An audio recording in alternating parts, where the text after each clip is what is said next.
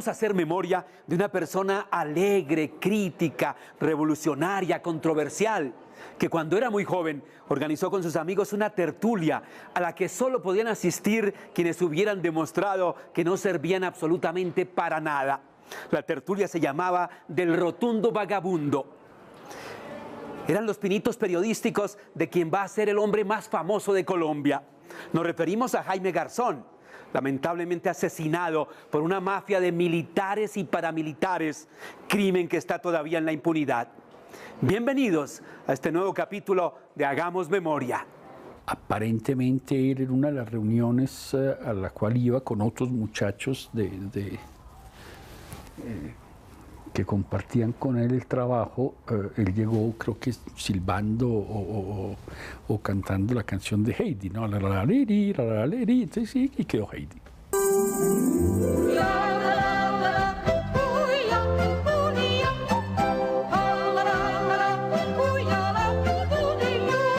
Abuelito, dime tú, ¿qué sonidos son los que oigo yo? Abuelito, dime tú, porque yo en la nube voy. Dime por qué. Era muy joven, estaba estudiando Derecho en la Universidad Nacional. Yo, mi marido y otras parejas, amigas, ya todos trabajábamos. Mientras él era estudiante, nosotros trabajábamos.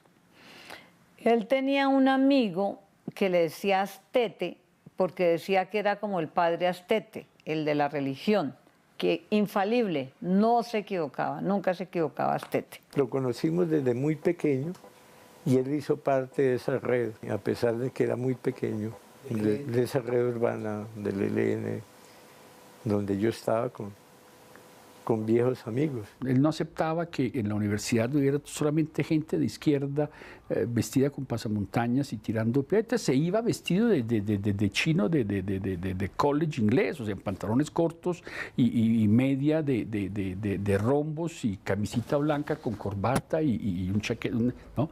En la Nacional, o sea, lo que es andar por la Nacional así vestido. Eso era como una mosca en leche, o sea, una manera que no podía ser, ¿no? Estábamos haciendo un periódico que se llamaba La Gente y que se distribuía en Bosa. Entonces, mi esposo y yo íbamos con nuestros hijos en Bosa y los niños también nos ayudaban a distribuir los periódicos. Y entonces, ahí mismo conocimos a Jaime, que también nos colaboraba en este periódico. Éramos todos de una izquierda que se estaba volviendo cada vez más rápidamente una izquierda democrática, o sea, una izquierda que entendía que el proceso que había sido muy fuerte en los años 60 y 70, por el cual se creía que a raíz de la Revolución Cubana y de todo esto lo que iba a pasar era que la izquierda iba a tomar el poder en todos los países, había que revisarla y que el problema era más un problema de generar un movimiento, de generar una conciencia política en la gente.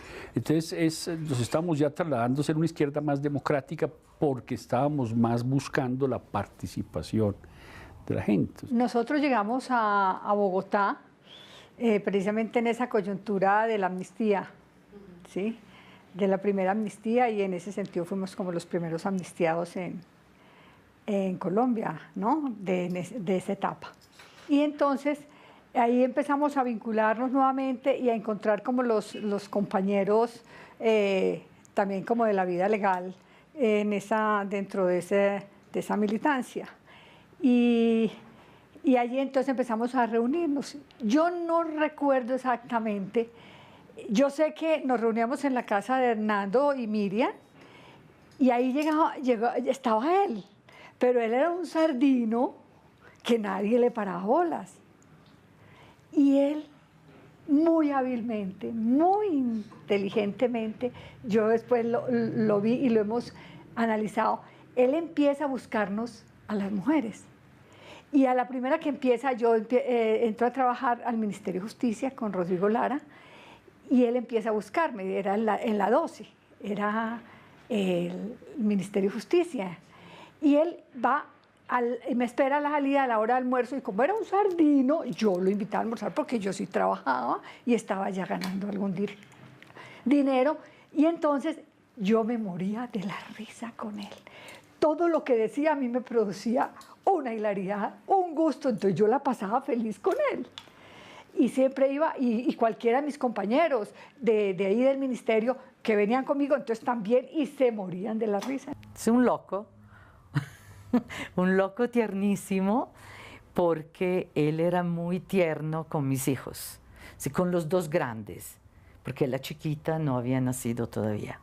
Emanaba, no sé cómo se dice en español, emanaba inteligencia por todos los poros, o sea, los ojos, ¿sí? Entonces, un loco muy inteligente, muy simpático y tiernísimo. En esa época yo estoy en el Ejército de Liberación Nacional y levanto una bandera que se llamó el replanteamiento.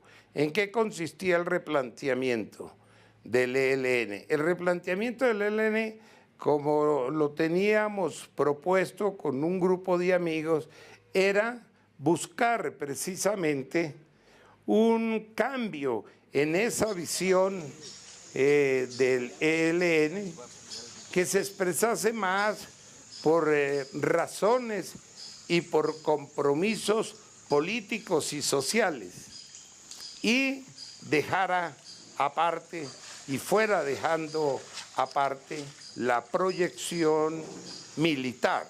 El PJ estableció contacto con una serie de intelectuales donde estaba Enrique Santos Calderón, el periodista, el Nobel Gabriel García Márquez, donde estaban profesores muy importantes de la Universidad Nacional, como el profesor Kalmanovich, como Beethoven Herrera. Y entonces ellos comenzaron también como a cuestionar al Ejército de Liberación Nacional, invitándolo con sus reflexiones a que asumiera más una línea política, ¿no? Más en cercanía al pensamiento del sacerdote Camilo Torres Restrepo. Y él aportaba muchos elementos en esa reflexión de lo que debía ser la construcción de un nuevo proyecto de nación. Me dijo a mí, tenemos que organizar un nuevo movimiento, compañero. Yo le dije, no, ya más movimiento, no, yo ya quedé curado. Heidi, por favor, ya más movimiento, no. Déjame pasar ya mis días tranquilos. Yo no. Dijo, no, tigre, no son, no un movimiento, esto, un movimiento diferente. Un movimiento que pueda interpretar correctamente la realidad del país. Entonces él empezó a hablar de que montar un movimiento, que fuera el Rotundo Vagabundo. Ya el nombre, me encanta, decía, es que tenemos que tener alguna militancia. ¿Cómo vamos a estar sin militancia? No, alguna militancia. Entonces montemos un... Juá, porque era el Rotundo. Ya el nombre era...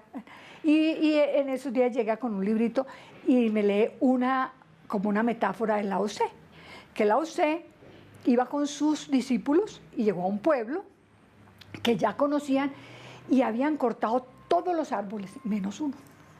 Entonces él les dijo, vayan y averigüen, ¿por qué? ¿Por qué no están los árboles?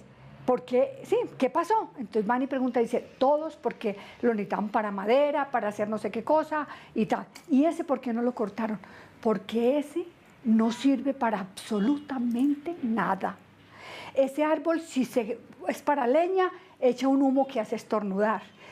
Para madera, tiene nudos. Entonces fueron ellos y entonces le contaron a Lao Tse. Lao Tse dijo, así tienen que ser ustedes. No servir para absolutamente nada. Porque cuando sirven para algo, la sociedad les da un rol y ahí los aliena. En cambio, si no sirven para nada, pueden dedicarse a ser ustedes, a introyectarse, a encontrarse con su propia esencia. Eso se llama su verdadera identidad. El centro de la reunión era Jaime. Entonces Jaime imitaba a los presidentes, fue ahí donde empezó a imitar, con un éxito total porque todo el mundo la pasaba absolutamente delicioso. Habían 4 personas que él imitaba perfectamente bien. O sea, estaba López, Alfonso López Miquelsen, estaba Álvaro Gómez Hurtado, que lo imitaba perfecto, Belisario Betancur y Turbay y Gaviria. O sea, casi que todos los presidentes lo imitaban. Pero no solamente lo imitaba en el sentido de hacer la voz como lo hacía él y los gestos. No, lo imitaba, pero hacía un discurso como si fuera el discurso hecho por ellos. Soy el reportero que de hoy en adelante cubrirá lo que es Palacio y lo que es movimientos del presidente. Tenemos varias propuestas para esto y una de estas es que tú mires junto con Lucía, hola Lucía, ¿cómo estás?, las posibilidades de variación de este personaje para el canal Caracol Noticias Ya.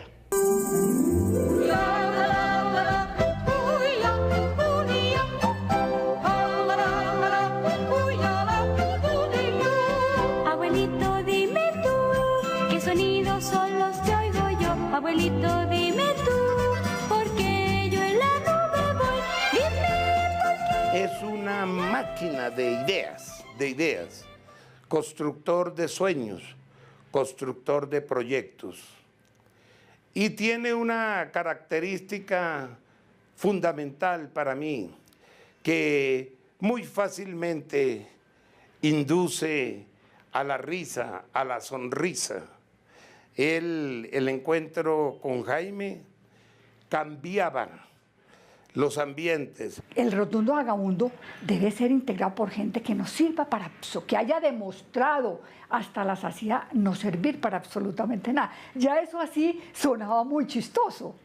Pues yo lo entendía y él también, pero juá, todo el mundo, sí, y empezó a divulgarse la cosa de que ese era.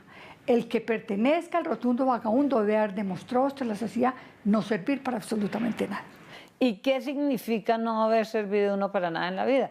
Pues que no estaba buscando ni fortuna, todos de clase media, profesionales, que no estábamos metidos en nada raro ni en nada malo, como ha demostrado la vida. A Gaviria le decía, es que él también se le puede hacer un homenaje, él es un homenaje porque también ha demostrado no servir para absolutamente nada. Y entonces le decían, entonces le preguntaban, oiga, presidente, pero usted qué piensa de él que siempre está burlándose de todo? Entonces decía, no, es que cada reino tiene su bufón, aquí también yo necesito un bufón. Entonces se inventó el nombre y después todos decidimos que sí, que no valíamos para nada, como él decía. Entonces nos unimos al grupo. En ese momento también era la desmovilización de grupos como el M-19, entonces nosotros fuimos muy amigos de Álvaro Fayad, con la gente del EPL, que también guerrilleros que se reintegraban a la ciudad, los hermanos Calvo, que después asesinaron en una calle. Esos fueron amigos nuestros y venían al grupo. La gente de Centroamérica, gente que de pronto pasaba por aquí del Farabundo Martí o del Salvador, también había gente como que pasaba por nuestras casas y conocían a Jaime, ¿no? Íbamos en la casa de una tía de él, ¿sí? Me acuerdo que por la noche, cuando nos reuníamos, entonces él quitaba las fotos de la primera comunión de la familia que estaba colgada, ¿sí? Volvíamos, digamos, la casa más impersonal, ¿sí? Y se invitaba a la gente para homenajearlas. Pero resulta que nadie de nosotros tenía mucha plata como para hacer comidas, ¿sí? Entonces, él tomaba del pelo a las personas, pero las tomaba del pelo no por falta de respeto, sino con su humor, con su perspicacia, buscaba un diálogo un poquito más profundo sobre lo que estaba pasando, ¿sí? Ahí empieza el cuento, pero eso todavía no va cogiendo, porque los grandes, o sea, los esposos nuestros, ay, ese era un chino medio cansón, aunque había estado que allá, que en el PJ y tal cosa, pero era un chino, pero él a meterse en todo. Pero ¿cómo se metía? A través de nosotros. Entonces nosotros estábamos en esas reuniones y él me llamaba a mí, él llamaba por teléfono. Y cuando eso no existían los celulares, pero ya él se conseguía los teléfonos, y cuando era que yo a la puerta, al citófono, mira, Gloria Amparo, yo estoy aquí, ¿puedo subir? ¿Puedo ir? Yo, claro, sube. Entonces siempre nosotros lo metíamos a las reuniones. Y ahí en las reuniones, él al principio muy no sé qué, oyendo, porque él era tras la amistad de todos los esposos. O sea, de Franco, entonces él era amiguísimo de María Teresa, de Hernando, era amiguísimo de Miriam, y de Alonso, y era amiguísimo mío, ¿sí? Y bueno, ahí también en esa época del Rotundo estaba también Humberto Vergara, no se hizo tan amigo de la esposa, pero bueno, entonces salíamos, claro, él ya nos presenta a Tuti, pero él como la presenta, tengo una amiga que es como un helado de Tutti Frutti. Ay, delicioso, es como un helado de Tutti Frutti. Entonces la llevó Tuti, y Tuti para allá, pero Tuti tenía 2 hijos. Y eran un tricito más grandecitos que los nuestros. Y los de Hernando, 2, también ahí, y todos eran como de la misma edad. Entonces nosotros nos íbamos, y Tuti manejaba una fábrica de su papá, entonces ella tenía y nos íbamos, y él muchas veces iba con nosotros, y primero hizo todo una antesala antes de meter a Tuti, y salía con nosotros todos los domingos. Pero él era con los niños, les hacía, y ellos fascinados porque los hacía reír, jugaba con ellos, les hacía pesadeces, bueno. Y ya después involucrados los de Tuti. Y ya él fue tomando, él se fue, ¿sí? Fue tomando como su verdadero puesto. Entonces íbamos en el carro y de pronto el carro, que era un Jeep grande, se detuvo un poco en la vera del camino y iba pasando un grupo de perros, ¿no? De los perros que llevan que sacan a caminar, ¿no? Y a Jaime le dio, ¿no? Por abrir una ventana, ¿no? Y latirle a los perros, ¿no? Pero lo hacía con tal propiedad, ¿no? Que era el latido de un perro, lo mismo que puede latir un perro, ¿no? E inmediatamente estos perros formaron que algarabía, porque veían que en un jeep blanco había un perro que les latía, ¿no? Entonces el señor rector, el doctor Marco Palacio, pues que iba ahí conmigo, que iba con nosotros, como que se sorprendió un poquito, ¿no? Porque oía y entonces llegó y dijo, y es que luego Tigre, como él me decía a mí, ¿no? Luego Tigre, es que traemos un perro aquí dentro del jeep. Yo le dije, no, rector, lo que pasa es que a Jaime Garzón, él todo lo imita a la perfección, y ahora resolvió imitar al perro, y mire la algarabía que tiene, porque los perros latían de allá para acá y él también les latía a los perros. El acercamiento más fuerte, digamos, fue cuando nació mi hija chiquita, ¿sí? Entonces él venía por la mañana, que sabía que yo estaba en la casa y que bañaba a la niña, ¿sí? Entonces venía y estaba conmigo. Entonces charlábamos, me preguntaba, que me oía hablar en italiano los niños, entonces el italiano que él mostraba en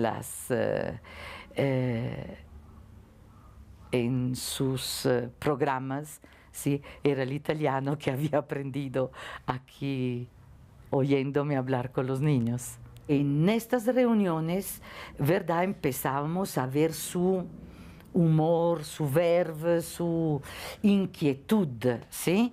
Pero una inquietud que no era solo a nivel de diálogo, sino mucho alrededor del humorismo. ¿Sí? El verdadero humorismo, ¿no? El que hace pensar.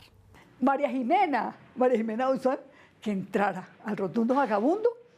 Y yo no sé qué María Jimena se entera, y entonces dice, yo sí, entonces, bueno, sí, entonces sí, ella ha demostrado que no sirve para absolutamente nada.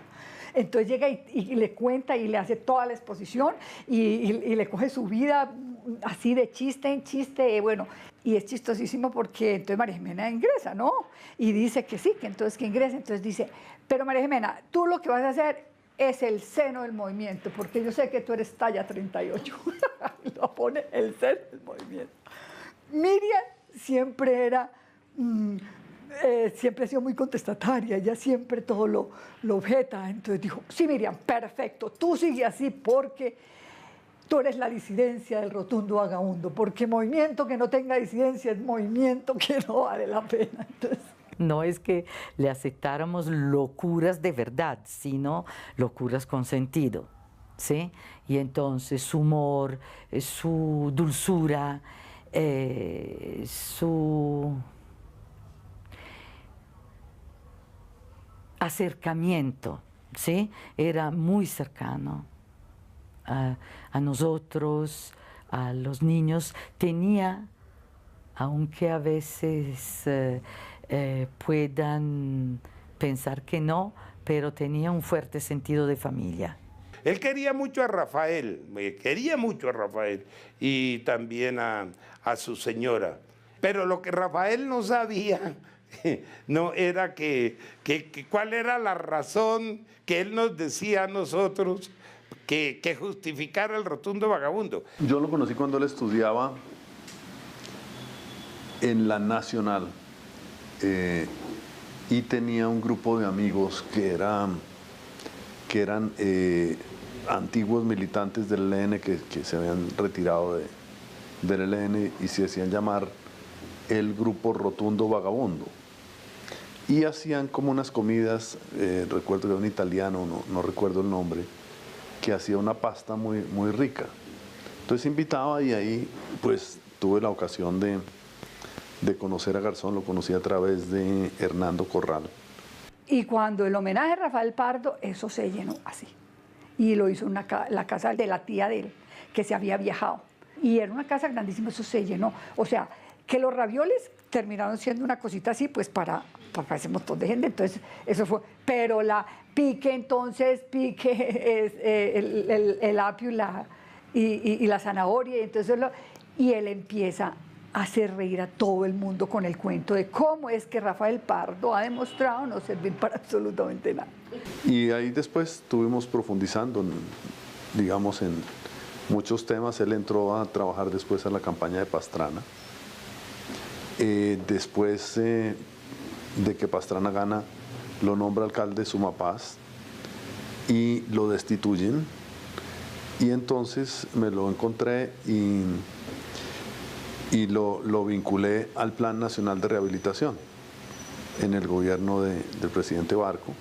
Y él siguió vinculado al Plan Nacional de Rehabilitación, estuvo muy metido en el tema de la promoción de la Asamblea Nacional Constituyente, trabajando en la presidencia. Desde aquí, desde la casa, él hizo muchas llamadas telefónicas haciéndose pasar por algún presidente, el presidente de turno, ¿sí? Entonces llamaba y después llamaba, no sé, periodistas. Una vez llamó Duzán, ¿sí? Diciéndole que, no me acuerdo si era Gaviria en ese entonces, que él había nombrado para ir a España, ¿sí?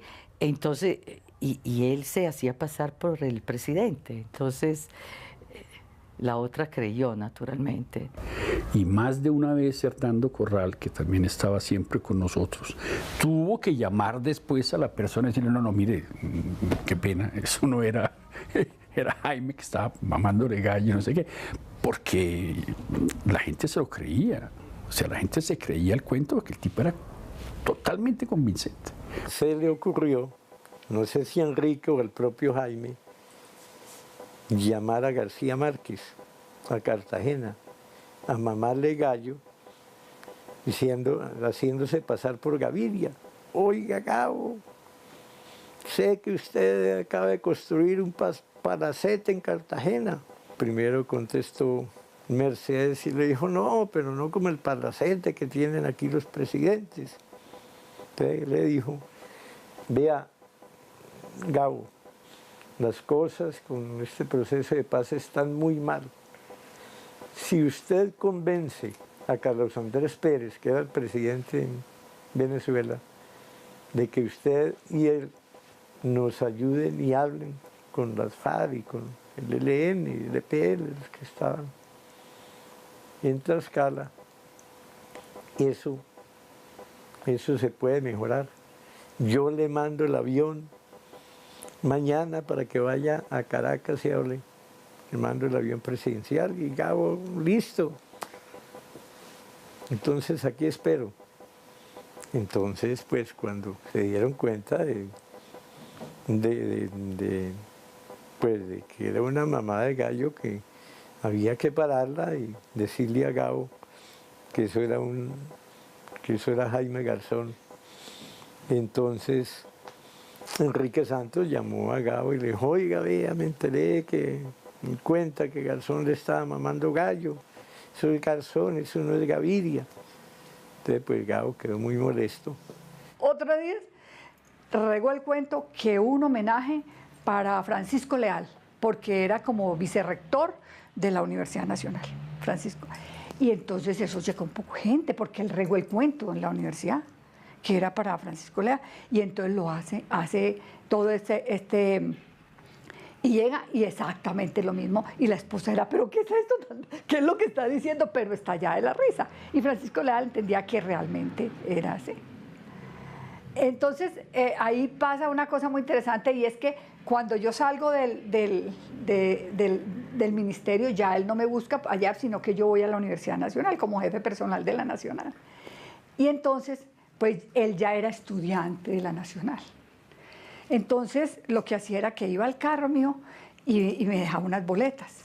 Y eran poemas, eran cosas. Y los celadores decían, un carro está rondeando, un estudiante está rondeando el carro, ¿será que le van a poner una bomba? No sé qué. Y cuando veían y leían, y eran, vengo ante vuestra majestad, oh, gloria, amparo, tu poder, no sé, una cantidad de cosas que eran además lo que escribiera chistosísimo. Y entonces ya los celadores empezaron a correr un cuento, que es que yo tenía un enamorado entre los estudiantes. Y la gente me miraba y se reía, yo no sabía qué era, y se secreteaban y yo no sabía qué era. Cuando me dicen, no, es que hay un cuento que es que usted tiene un enamorado entre los estudiantes, y era Heidi, que Heidi me dejaba boletas y cosas, y que vamos a hacer el homenaje a no sé qué, y que vamos a... Bueno, así pues, ese fue. Jaime me contó después que llegó a un restaurante y estaba Gabo con Juan Gosaín y la mujer, y Mercedes Barche. Entonces, que Garzón se acercó recitando 100 años de soledad. Y la mujer hizo el ademán que le iba a pegar un carterazo, pero también como tomando el pelo. Ay, usted... Esa idea de él, del rotundo vagabundo, era producto de toda esa imaginación que después él que se amplía profundamente cuando ya se vuelve ese personaje tan importante de la televisión, ¿no? Y vuelve otra vez con las comidas, ¿no? Eran las cenas o los almuerzos, ya llevaba allí a Frechet, a Maíz Frechet, al embajador, o al fiscal general de la Nación, o a Enrique Santos, o a ese tipo de personajes. Miriam, por ejemplo, le decía, ay no, yo no voy a cocinar, y a mí no sé qué, tranquilo. Y llegaba temprano y se ponía la levantadora de Hernando, las pantuflas de Hernando, y empezaba a cocinar. Y claro, cuando llegaba Hernando, ¿y este qué? Pero usted, como él era así, él se iba tomando las cosas, iba avanzando. Y entonces, en esos homenajes, ahí va corriendo la onda, que es muy gracioso y que además es un humor muy fino. Entonces lo llaman a hacer una propaganda. Y él va entonces a hacer la propaganda, que creo que era un banco, no sé qué. Era una propaganda que la querían hacer chistosa. Pues él les voltea la propaganda, él les desbarata todo, él los pone a reírse, se gastan lo que tenían pensado en 4 horas, se tiran el día entero y parte la noche y estallados de la risa. Entonces dicen, no, con usted lo que hay que hacer es un programa.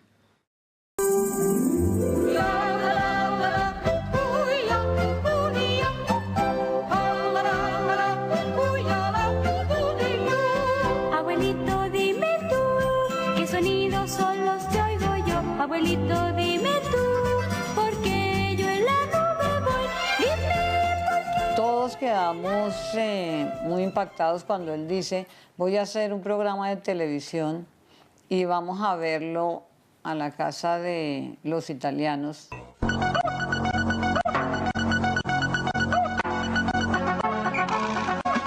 En un apartado territorio colonial, muchos criollos han sido desplazados por la guerra que allí se libra. Uno de ellos llegó a Medellín pidiendo justicia. Lo recibió el adelantado don Álvaro Uribe y Vélez, ahí todos en las mismas. ¿Vos traes fotos o problemas? Buenas, doctor. Yo soy uno de los desplazados de la violencia. Ah, bueno, pensé que era algo grave. Entonces vamos a verlo y decíamos, no, no puede ser, Garzón, qué maravilla. Y pues estábamos felices de que esta tomadura de pelo que hacíamos cada noche en la casa de cada quien, se hubiera trasladado a la pantalla de televisión y ahora fuera a llegar a los hogares de todos los colombianos. ¿Se acuerdan que puso un pajarito que llamaba Tuti? Esa era su señora, porque además Tuti, ellos tenían sus conflictos y sus cosas y él la conquistaba y volvía. Y el amor de su vida sí fue Tuti. Tuti todo el tiempo y a él se le salían sus locuras. Entonces ella como que ante las locuras de él la adoró toda la vida. Ya empieza a salir y él de estar pues digamos siendo un estudiante y después termina su derecho que se demora para terminarlo y en fin pelea con el rector de la... Ay, es que es muy chistoso. Pelea con el decano de la Facultad de Derecho de la Universidad, Ricardo Sánchez, profesor Ricardo Sánchez. Entonces en sociedad lleva un perro y lo pone Ricardo. Y ese era Ricardo. Él tenía que todo, él no se quedaba con nada. Todo lo sacaba, todo lo volvió un chiste, todo si lo que le molestaba lo volvió una ironía. Y es decir, entonces decía, quieto Ricardo, no sé qué. Cuando hizo Cuac, nos reunimos todos aquí, allá afuera, sí, con los niños y todos, y vimos la primera número, digamos, de Cuac. Y entonces ahí empezamos nosotros a decir que no, que bien, que interesante, ¿sí? Él no se había engreído, no sé si es correcto, sí, o sea, no se sentía que, no, ahorita ya no los voy a... No, absolutamente. Pero sí se veía que él estaba contento por eso y le cambió en alguna manera, también le cambió su forma de vida, se volvió mucho más parrandero, mucho más trasnochador, ¿no? Pero con nosotros no cambió absolutamente nada. El universo de la televisión y de la farándula es un universo complejo. Entonces, lógicamente, se va llevando a las personas, ¿no? Y nos fuimos alejando un poquito. Nunca nos alejamos del todo, nunca. Cuando él fue alcalde menor de Sumapaz en la administración de Pastrana, ahí tomó unas posiciones que eran... O sea, los fondos que tenía los gastó para comprar colores y cuadernos y lápices y esferos para los niños de Sumapaz. Lo que llaman peculado por apropiación, ¿cierto? O sea, porque los destinó a lo que no era. Pero lo hizo no por malo, sino porque él decía, pues que yo no entiendo por qué esta vaina tiene que ser así. Cuando aquí la necesidad es otra, gastémoslo en eso, ¿no? Sí, eso era la característica. Yo creo que esa característica se vio en todos los personajes que él hizo. Esa ida y venida del Sumapaz, ese hacer cosas por el Sumapaz, ese tal cosa, pues ahí detrás estaban las FARC. Entonces, cuando a él le piden, ayúdeme que tienen un secuestrado, él iba a hablar que por favor, mire, este, no hay esto, no, a que como que entendieran la situación. Y él lo explicaba así. Y usted empieza, lo recibe la Cruz Roja y lo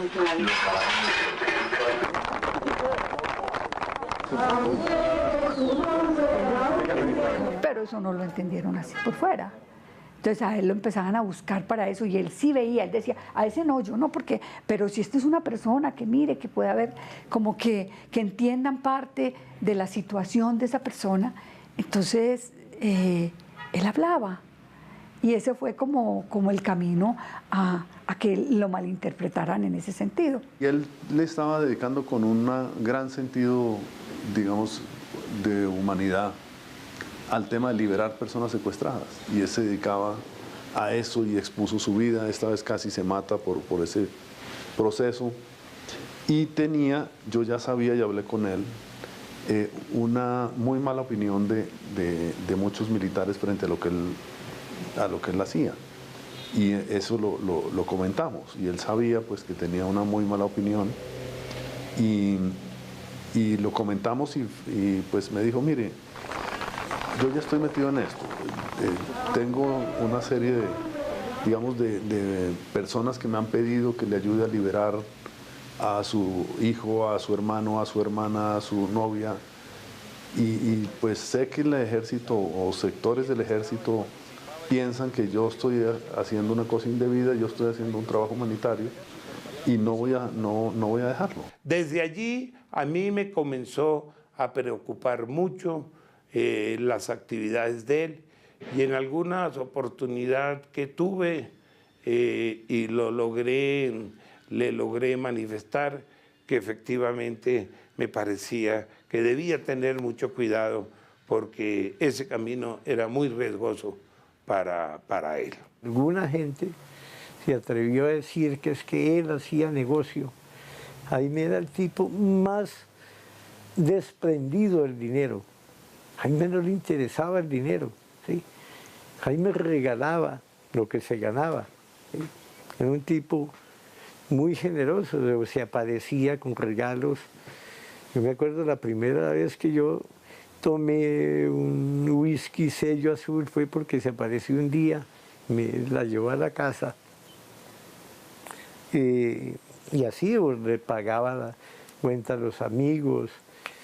Jaime, el dinero para él no existía. Sobre todo los paramilitares, principalmente creo que más que es que él era un auxiliador de la guerrilla y lo que estaba haciendo era el trabajo con la guerrilla y entonces lo volvieron como objetivo militar, porque no entendían o no quisieron entender o no querían aceptar de lo que él lo estaba haciendo era simplemente por su voluntad de colaborar a la gente. O sea, él no tenía ningún interés de tipo económico en eso. Es más, no lo necesitaba ni siquiera, porque a él le había ido muy bien con sus programas y con sus cosas. Y un día nos encontramos con Piedad Córdoba, que le habían soltado Castaño de su secuestro. Y entonces nos dijo, vea que Castaño preguntaba mucho por usted, y usted lo llama Betún. Sí, porque hacía de Liberto ahí en Volador. Y el tipo lo tiene ahí en la mira. Y me dijo a mí, y por usted también preguntó, Castaño. Ah, qué vaina, bueno, chao. Pedimos de piedad. Y empezaron las amenazas. Nos reunió en su casa de la Macarena y nos contó que lo habían amenazado. Él dice que en el Ministerio de Defensa fue allá a hablar con el comandante de las fuerzas militares y que no lo atendió y que él está muy amenazado, que el ministro de Defensa, que era Rodrigo Lloreda, tampoco lo atiende, porque no hacemos una comida, invitamos a Rodrigo Lloreda para que lo atienda. Entonces Rafael Pardo dijo, hagámoslo en mi casa. Entonces fuimos, le dije a Garzón, y fuimos con Enrique Santos, Pacho Santos, Rodrigo Lloreda, María Jimena Buzán, María Emma Mejía, y se hizo esa comida. Entonces le mismo al garzón, vea, cuéntele al ministro Lloreda, y él lo contó. Pero ya ahí con los tragos, Garzón empezó a mamar gallo, que decir a mí que me maten, a mí no me importa. Enrique Santos también siguiéndole la cuerda, entonces usted lo que quiere es que lo maten, sí, a mí ya no me importa. Entonces bueno, ¿y qué? ¿Cuál es la frase que usted va a dejar para que pongamos en la tumba? Y bueno, se volvió una mamadera de gallo. Pero el ministro pues sí lo tomó en serio y dijo que iba a averiguar, pero eso quedó así. Y le dijo a Rodrigo Lloreda, le dijo, mire, gente del ejército que piensa que yo estoy, digamos, haciendo algo indebido en el tema de los secuestros, entonces pues ayúdenme en eso, pues yo estoy muy atemorizado, pero voy a seguir haciendo esto, voy a seguir ayudando a la gente que la liberen, que vuelva a su familia. Y pues eso fue muy dramático. Estaba Enrique Santos también ese día allá y algunas otras personas, algunos otros periodistas. Y pues fue muy tenso. Garzón planteó su inconformidad y su inquietud frente al ministro de Defensa y a los pocos días fue asesinado.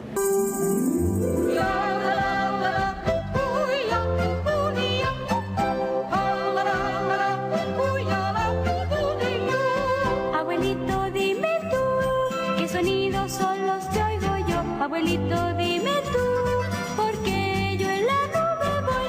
Dime por qué. A él cuando lo empiezan a amenazar, ¿él a quién llama? Obviamente pues llama a Alonso, a Franco, a Hernando, y les dice más que a las mujeres, ¿no?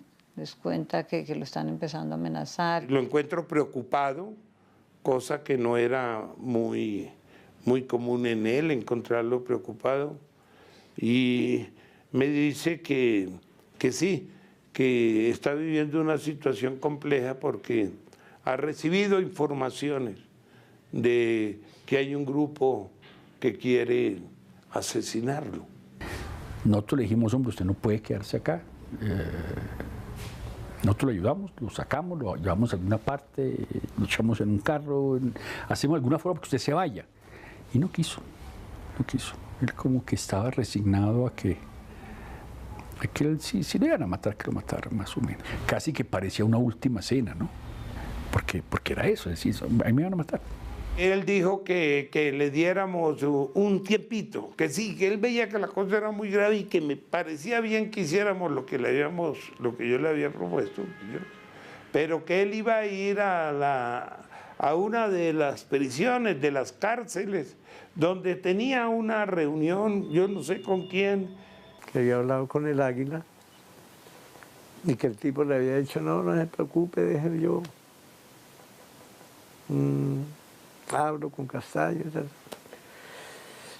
y nos contó después, como el día después, que había hablado con Gaitán Maecha, un tipo pues acusado de paramilitarismo, y con Popeye, creo que estaban, sí, estaba ahí, y que habían llamado a Castaño y que Castaño le había dicho, sí, no, yo paro esa vaina. Y entonces eso quedó como ahí, así. Pero la verdad es que yo creo que ninguno de los amigos lo tomamos así tan en serio, que fueran a matar a Garzón, ¿sí? Nos llamó Beethoven por la mañana tempranísimo, como él se levanta tempranísimo y oye noticias, sí, entonces nos llamó temprano por la mañana. ¿Qué había pasado? Muy duro, sobre todo porque no era justo. Era esas muertes injustificadas. Era una persona llena de vida, una persona es decir, que tenía tanto que decirle al país y el país lo recibía ansioso y el país era como un secante con él. Era fascinado, ¿sí? Con ese último personaje que él a todo le saca partido, ¿sí? Si tú ves, por ejemplo, a él le tienen que arreglar los dientes, tuvo una dificultad en los dientes y le tienen que cambiar. Se le sacan los dientes y le ponen el de arriba y le ponen una prótesis y él eso lo vuelve una oportunidad. Ahí él crea el embolador. Es algo así como, ¡pum!, se estrella de un par de manes, ¡tan!, se sale la jeta. Y entonces, no, desde la visión política liberal, los manes no se dieron de la jeta, había un acercamiento, ¿cierto? De una irreverencia impresionante, no importaba quién fuera. Y eso y de decir todo lo que se le venía, ¿cierto?, con esa libre asociación que hacía de manera tan aguda y con tanto sentido del humor. Entonces, para nosotros fue realmente un vacío muy, muy tenaz. Nosotros inmediatamente, pues, nos fuimos, aquí están mis hijos todavía, nos fuimos allá al sitio del asesinato, no, ya llegamos y todo eso ya estaba acordonado. Después nos vinimos allí al apartamento donde él vivía con Tuti, con su compañera. Bueno, entonces ahí se decidió que quiénes eran los que iban a cargarlo. Y Tuti dijo que solamente lo podían cargar los del rotundo vagabundo. Sí.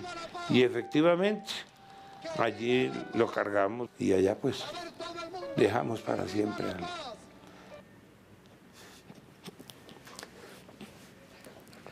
la sonrisa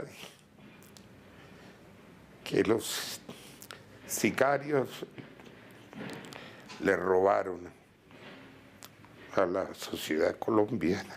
Queda un dolor, pero también como una culpa porque no lo amarramos, porque no lo cogimos y dijimos, venga, usted no me manda, usted va, ¿sí? Venga, porque todo. No, ese respeto que no, que entonces cuando él dijera, entonces ese dolor y esa culpa de que ¿por qué lo hice? ¿Por qué?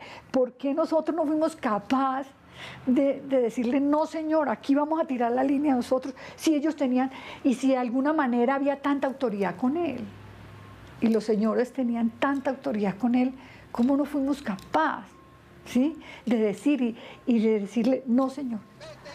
Nos quedó a todos un dolor, pero ese dolor, que es el peor dolor, que es el dolor de la culpa, de que por qué no lo hicimos, si algo se pudo haber hecho, si él lo dijo, si él vino y lo dijo, ¿por qué no se hizo? Lo hubiéramos metido a la brava en un avión y llevárnoslo para cualquier lado. Pero es que en el fondo, en verdad, no creíamos que fueran tan canallas y tan viles con un ser humano que lo único que hacía era mamar gallo, hacer crítica política desde el humor, y eso fue lo que le costó la vida a Jaime. Esa plaza de Bolívar llena el día del funeral era algo que los que lo asesinaron no se lo imaginaron. Muy triste cuando uno lo veía allá en la Plaza de Bolívar, allá en el Capitolio, ahí en una mortaja, y él sonreía. Él sonreía, su expresión final fue de sonrisa. Y yo le decía, ¿por qué te fuiste tú? Tú mismo lo permitiste. ¿Por qué te fuiste y ahora te ríes? ¿De qué te ríes? Yo hablaba con él porque es que él sonreía. Yo duré muchas horas llorando porque como que no me cabía en la cabeza que hubieran matado a un ser que básicamente lo que hacía era hacer reír a la demás gente, ¿no? Porque él nunca estuvo ni con armas, ni estuvo comprometido en nada malo, que fue una persona buena, fue lo que fue Garzón siempre, una persona buena y generosa Y sí, como te digo, con ese don tan maravilloso, no solamente el don de su inteligencia, sino el don del humor. A nosotros nos ha hecho mucha falta, pero bueno, ¿qué importa si nos hace falta a nosotros? Pues ¿qué le ha hecho falta al país?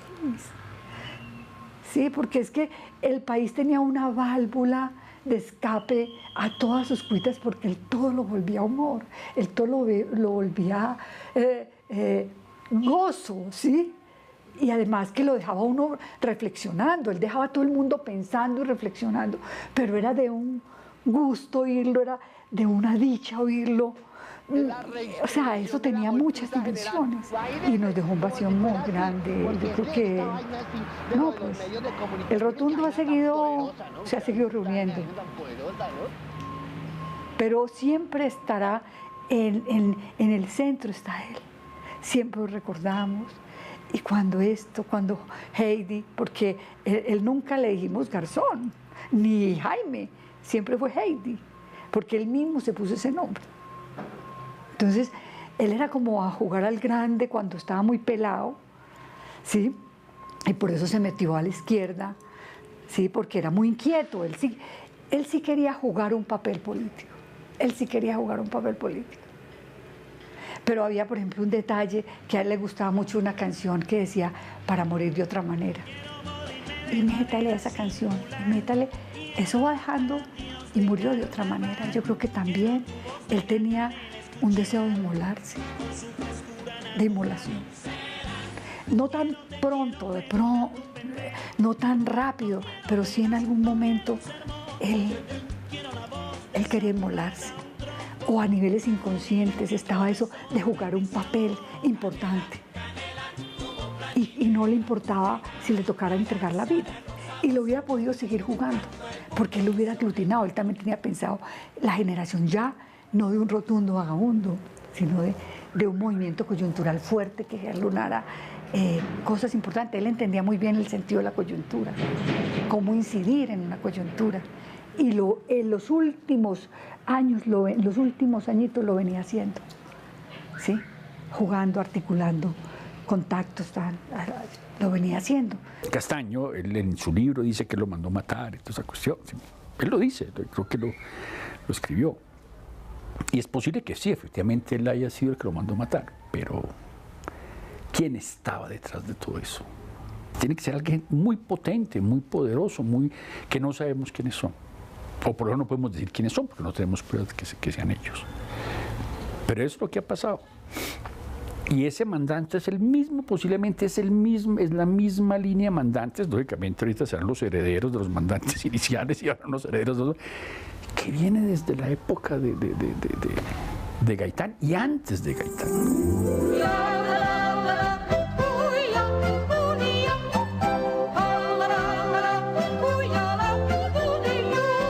Abuelito, dime tú, ¿qué sonidos son los que oigo yo? Abuelito,